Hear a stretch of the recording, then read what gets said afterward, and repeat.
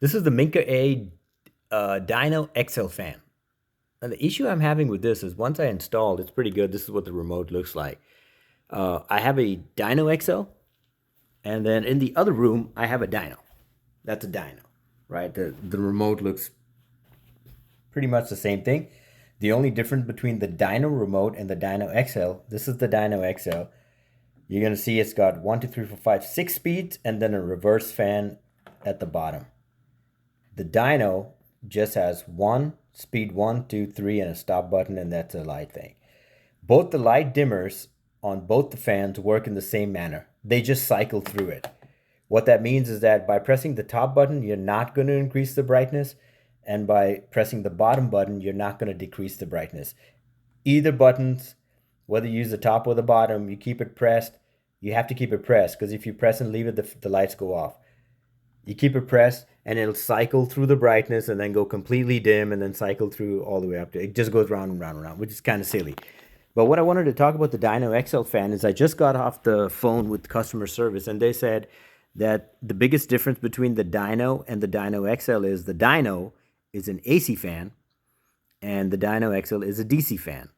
And DC fans have a different way of behaving at startup versus the AC fans. I called them up because I thought this was a malfunction, but they say it's not. So what happens with this fan, which is the Dyno XL, is when I press any of the buttons and it turns on, it takes a while to respond.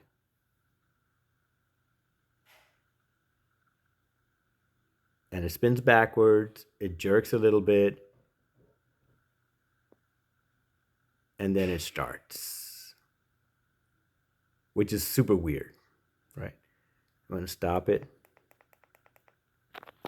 Now, according to customer services, which Minka's customer service is horrible, man. I got on the phone call.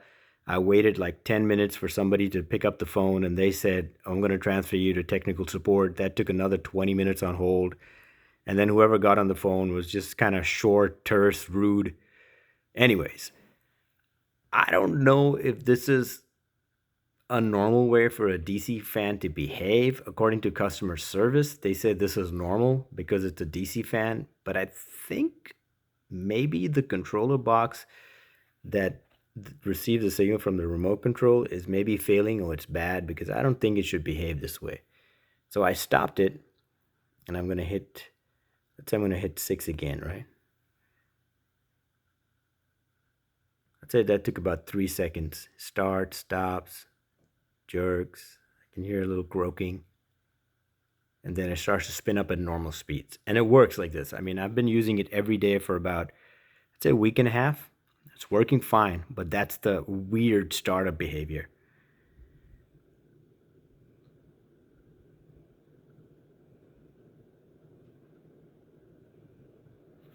I'll turn the light off.